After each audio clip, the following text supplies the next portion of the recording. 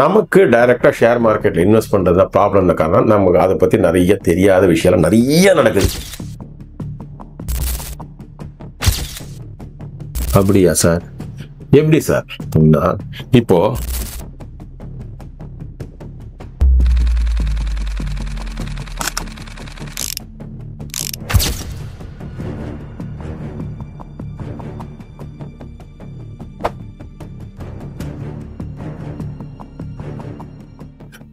போன வீடியோவில் நான் ஷேர் மார்க்கெட்டை பற்றி எக்ஸ்பிளைன் பண்ணியிருந்தேன், கொஞ்சம் டீட்டெயிலாக எக்ஸ்பிளைன் பண்ணியிருந்தேன். அது ஷேர் மார்க்கெட் பற்றி உங்களுக்கு புரிஞ்சிருக்கும்னு நான் நினைக்கிறேன். அடுத்தது என்ன இந்த எஸ்எஸ்ஐபியோட இன்வெஸ்ட்மெண்ட்லாம் ஷேர் மார்க்கெட்டுக்கு மியூச்சுவல் ஃபண்டுக்கு கனெக்ஷன் இருக்கு. நீங்கள் ஷேர் மார்க்கெட்டை பற்றி சொல்லிட்டீங்க, மியூச்சுவல் ஃபண்டுனா என்ன அதை கொஞ்சம் சொல்லுங்க சார். ஏன்னா நாங்கள் எஸ்எஸ்ஐபி மியூச்சுவல் ஃபண்டில் தான் நாங்கள் இன்வெஸ்ட் பண்ணோம். சொல்லுங்க சார். அப்படியே கரெக்ட். ஷேர் மார்க்கெட்டில் ஏகப்பட்ட பிரச்சனை இருக்கு.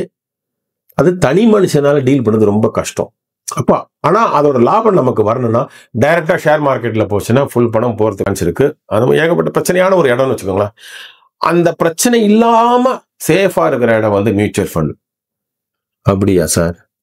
எப்படி சார்?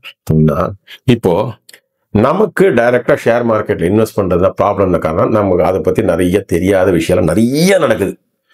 இங்க மட்டும் இல்லை, இந்தியாவில் ஏதாவது பிரச்சனை நடந்தா கிடையாது. உலகத்துல ஈரானுக்கும் இஸ்ரேலுக்கும் ஏதாவது பிரச்சனை நம்ம மார்க்கெட்டை போட்டு அடின்னு அடிக்கிறாங்க. அமெரிக்காவில் ட்ரம்ப் திடீர்னு டாரிஃப் நான் இன்க்ரீஸ் பண்ண போறேன் அப்படின்னா டபால் நம்ம மார்க்கெட்டை போட்டு அடிக்கும். எங்கேயோ ஏதாவது யாரோ பாம்பு போட்டா நம்மளை போட்டு சாவடிக்கிறேன் நம்ம மார்க்கெட் கீழே. அப்ப என்ன சார் பண்ணலாம்? அதுக்கு நமக்கு அந்த அளவுக்கு ஷேர் மார்க்கெட்டை பத்தி தெரியலன்னா தெரிஞ்சவங்க ஒரு குரூப் ஒன்று இருக்கு, எக்ஸ்பர்ட்ஸ்.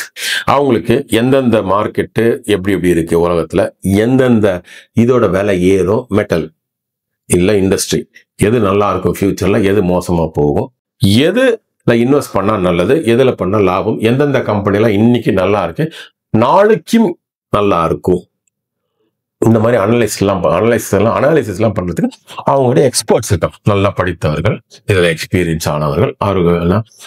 அப்போ அவங்க இருக்கட்டும். அதனால சார் நம்ம என்ன பண்ணோம், டைரக்டா ஷேர் மார்க்கெட்ல 10,000 கொடுக்காம இவங்ககிட்ட கொண்டு போய் மியூச்சுவல் ஃபண்ட்ல கொண்டு போய், அதுதான் எஸ்எஸ்ஐபி, 10,000 ரூபா கொடுத்து, சார் எனக்கு இதை பத்தி ஒண்ணுமே தெரியாது, உங்களுக்கு இதை பத்தி எல்லாம் தெரியும், நீங்க என்ன பண்ணுங்க 10,000 ரூபா நான் ஓட்டு கொடுக்குறேன், நீங்க போய் ஷேர் மார்க்கெட்ல எது நல்ல ஷேரோ அதை வாங்கி லாபத்துல எனக்கு கொடுங்க சார், அதுல துண்டா கொஞ்சம் கமிஷன் எடுத்துப்பாங்க.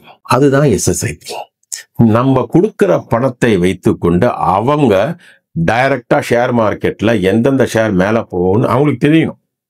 அதுக்குதான் அவங்க சொல்றாங்க எங்களுக்கு எல்லாம் தெரியும். நம்ம அவங்ககிட்ட கொடுக்கும்போது இந்த ஷேர் மார்க்கெட்டோட பிரச்சனை எல்லாம் நம்மளை பாதிக்காத மாதிரி அவங்க பார்த்துவோம். அதுதான் மியூச்சுவல் ஃபண்ட். அந்த மியூச்சுவல் ஃபண்ட் நம்ம கிட்ட மட்டுமா, எல்லார்கிட்டையும் பணத்தை வாங்குவோம். இன்வெஸ்ட் பண்ண கான்ஃபிடன்ஸ், எந்த மியூச்சுவல் ஃபண்ட் நல்லது, எந்த மியூச்சுவல் ஃபண்ட் அது டிஃப்ரெண்ட். இது ஆல் டுகெதர் மியூச்சுவல் ஃபண்டுன்னு வச்சுக்கோங்க. ஓகேங்களா? அதில் ஏகப்பட்ட ஃபண்ட் இருக்கு, 100 ஃபண்ட் இருக்கு. அதில் சிலதெல்லாம் மோசமா இருக்கும், சிலதெல்லாம் நல்லா இருக்கும். ஸோ நல்லா இருக்கிற ஃபண்டில் நம்ம இன்வெஸ்ட் பண்ணீங்கன்னா டெஃபினட்டா அது மேலே போகும். எஃப்டி ஃபிக்ஸட் டெபாசிட் 6%, 7%, இப்போ 8% ஒரு அளவுக்கு, இப்போ கொஞ்சம் கம்மியாக கூட இருக்கலாம்.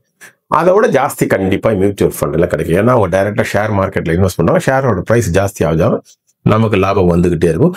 அவங்களுக்கு நஷ்டம் அடையாத மாதிரி அவங்க கரெக்டாக எல்லாத்தையும் பார்த்துப்போம். அதுதான் மியூச்சுவல் ஃபண்ட். இப்போ எல்லாரும் இப்போ வெறும் 10,000 நம்ம கொடுத்தாலும் அந்த மாதிரி இன்னொருத்தர் 10,000 கொடுத்துப்போம், இன்னொருத்தர் 5,000 கொடுத்துட்டு பார்த்தா அவர்கிட்ட பார்த்தா கோடிக்கணக்கில் பணம் இருக்கும். 100 கோடி, 1000 கோடி, 20,000 கோடி, 30,000 கோடி, ஏன் 1,00,000 கோடி எல்லாம் பணம் கலெக்ட் பண்ண மியூச்சுவல் ஃபண்ட் எல்லாம் இருக்கு. அவங்க என்ன பண்ணுவாங்க, நமக்காக ஆன் அவர் பிஹாஃப் ஷேர் மார்க்கெட்ல இன்வெஸ்ட் பண்ணிட்டு அதை விலையாத்துங்க அந்த லாபத்தை நமக்கு கொடுப்பாரு. அப்படின்னா அர்த்தம் கிட்டத்தட்ட டைரக்டா நமக்கு ஷேர் மார்க்கெட்டோட லாபம் நமக்கு வர்ற மாதிரி ரிஸ்க் கொஞ்சம் கம்மியா இருக்கும். இதுதான் மியூச்சுவல் ஃபண்ட் அப்படிங்கிறது. பரஸ்பர நிதி தமிழ் அப்படிதான் நம்ம சொல்லுவோம். ஓகேங்களா? ஸோ நம்ம இன்வெஸ்ட் பண்ற பணத்தை வச்சுக்கிட்டு அவங்களே டைரக்டா ஷேர் மார்க்கெட்ல எந்தெந்த ஷேர்ல இன்வெஸ்ட் பண்ணணும், எதுல இன்வெஸ்ட் பண்ணக்கூடாது, நல்ல அனாலிசிஸ் எல்லாம் பண்ணிட்டு இந்த நேரத்துல இது வாங்கணும், இந்த நேரத்துல இது விற்கணும் அப்படின்னு கரெக்டா எல்லாம் தெரிஞ்சுக்கிட்டு லாபத்தை பெருக்குவார்கள்.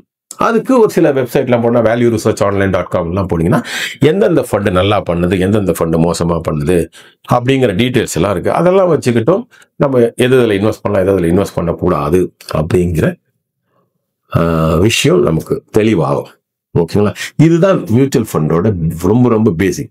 இதுல எஸ்ஐபி அப்படின்ற கான்செப்ட் ரொம்ப வருஷமா இருக்கு. எஸ்ஐபி கான்செப்ட் வைஸ் தப்பே கிடையாது. அப்படிதான் இன்வெஸ்ட் பண்ணணும். பீஸ்மீலா இன்வெஸ்ட் பண்ணணும்.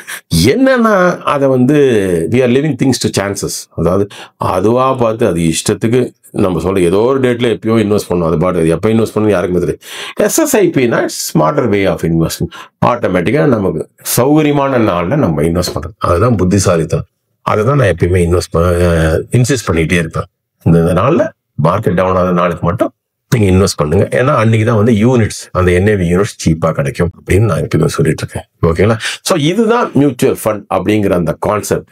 இதுல உங்களுக்கு ஏதாவது கன்ஃபியூஷன் இருந்துன்னு வச்சுக்கோங்களேன், அப்போ நீங்க சொல்லுங்க, நான் உங்களுக்கு இன்னும் எக்ஸ்பிளைன் பண்றேன். பட் இப்பயும் நான் சொல்ல வரேன், எஸ்ஐசிஐபி ஸ்மார்ட்டர் சிஸ்டமேட்டிக் இன்வெஸ்ட்மெண்ட் பிளான் தான் பெஸ்ட். அதில் மாற்று கருத்தே கிடையாது. மார்க்கெட் டவுன் ஆகும் அன்னைக்கு மட்டும் நீங்க வாங்கி வச்சீங்கன்னா 5 வருஷமா 10 வருஷமா 15 வருஷமா எல்லாம் போச்சுன்னா டெஃபினட்டா தம்ஸ் அப். நான் இப்ப சொல்றாங்க, நிறைய லாபம் பெறும், பல நேரங்களில் லட்சக்கணக்கில். ஓகேங்களா? இதுல உங்களுக்கு ஏதாவது டவுட் இருந்து கிளாரிபிகேஷன் வேணா கமெண்ட்ஸ் காலத்துல கொடுங்க, நான் எக்ஸ்பிளைன் பண்றேன். ஓகேங்களா? நன்றி, வணக்கம்.